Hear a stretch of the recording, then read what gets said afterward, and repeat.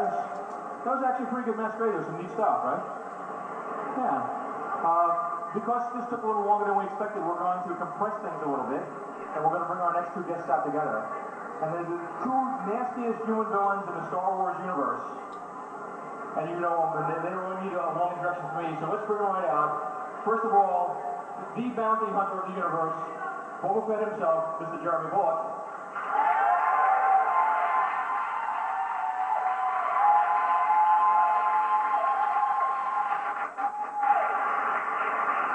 Truly the most memorable villain of all the Star Wars villains, Darth Vader himself. Let's hear it from Mr. David Prowse.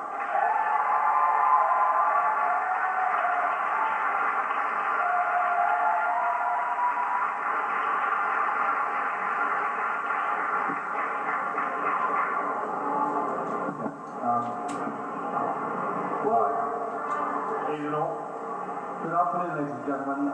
Thank you for staying on. We've got a huge crowd here. They've all gone.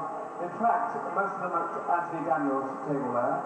So if you'd like to all sort of move down to the back, because it's much easier, more cozy.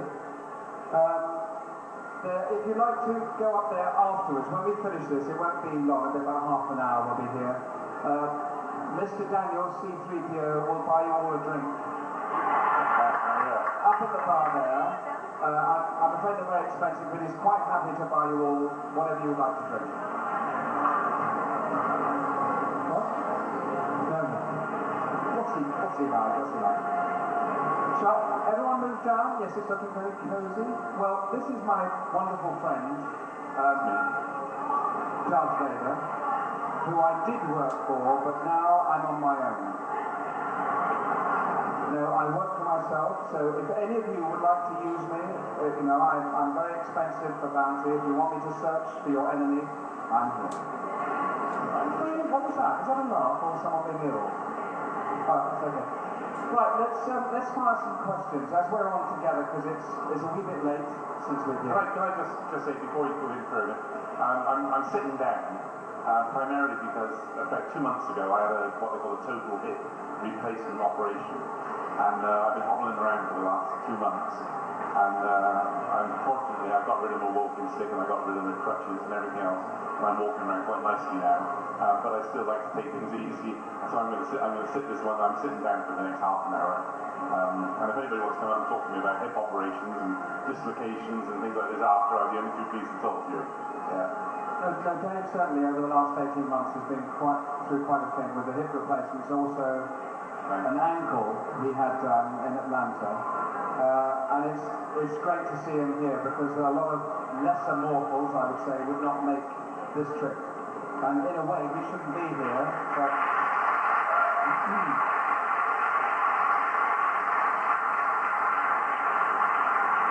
I always thought that Boba Fett was stronger than Darth Vader, but in real life, actually, Dave is stronger than me, because I don't think I could have gone through what he has. So we used to train together. Jeremy used to come to my gym years ago, and we trained together. But we didn't do an awful lot. No, well, funny enough, Dave has a wonderful gym in London, and he's actually quoted, it's not on the internet, but he's actually said, "I'm his only failure."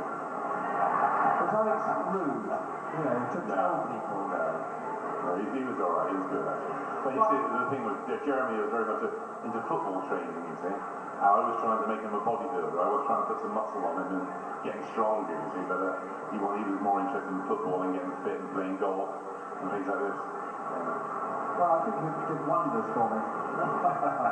Right, some questions. Yeah, anybody got any questions you'd like to ask us? Because we've had to mix this together, because we're going to speak one after another, but because of time with the costume parade, we've had to do this and fasten it up. So, any questions about yes? Right, the question is, how did the both of us get the parts? Well, Dave was in the first one, so I'll let Dave answer that first. I was, in 1973, I did a very famous film, Stanley Kubrick's Clockwork Orange. Anybody see Clockwork Orange? Prior to Clockwork Orange, I was always regarded as the monster and the creature and the hood and the villain, and I was always put in the films to make the hero look good. And the hero always used to beat me up to kill me by the end of the episode of the film. and that was the end of me, as it were, you know. But and I never used to get any dialogue or anything like this. And then all of a sudden, I got cast. I went to see Stanley Kubrick, and Stanley Kubrick asked me if I would do Clockwork Orange, because he's basically looking for a very strong actor. And as I said, fortunately for me, it established me as an actor. And from once Clockwork Orange came out, everybody went to see Clockwork Orange because it was such a notorious film. And George Lucas was one of the people who went to see Clockwork Orange. And in the Christmas of 1975, George came to London and rang my agent up and asked me if I would go and meet him. And I went to see him and he said, well, I'd like to offer you one of 2 parts in the movie. And I said, well, what are the 2 parts? And he said, well, the first part is a character called Chewbacca. And I said, well, what's Chewbacca? And he said, it was like a hairy gorilla.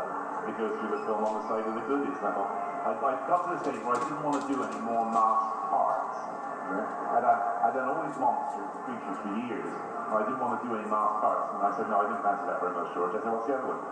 And he said, well, the other one's the big villain of the film, the character called Darth Vader.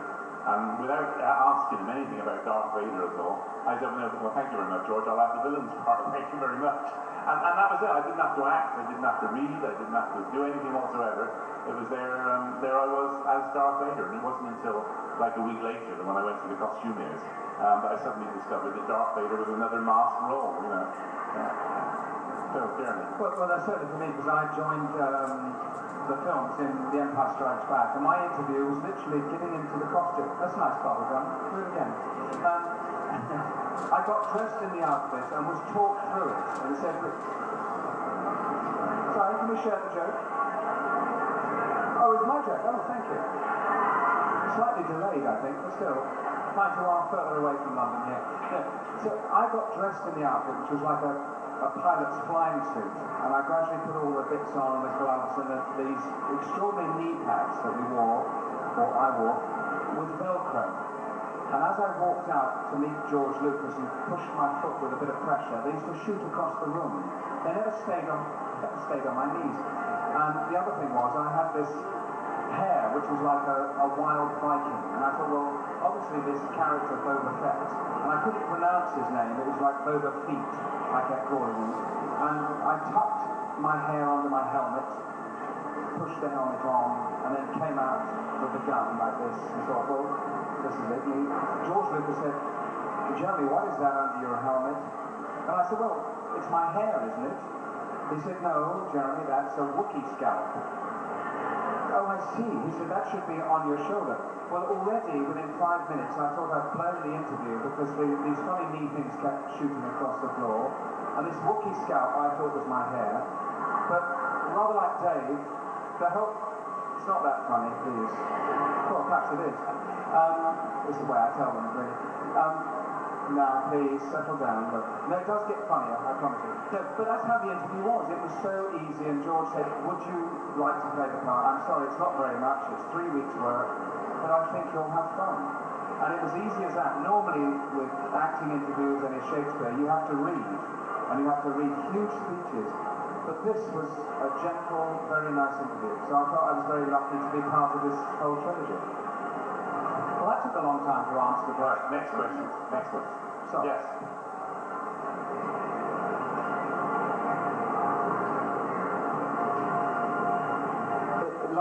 Like James Earl Jones's voice, yes.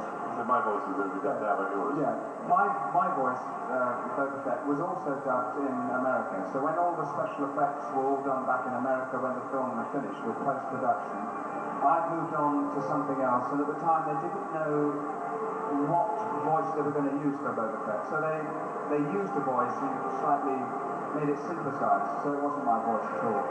In fact, I wasn't in the film. I don't know what I'm doing here, really. Hopeless. But it's a good question. Yeah. I mean, with my voice, I did I did the voice of Darth Vader all the way through all 3 movies. I had to learn all the dialogue and deliver all the dialogue because all the other actors have to work with you, you know. You could just stand there and do nothing.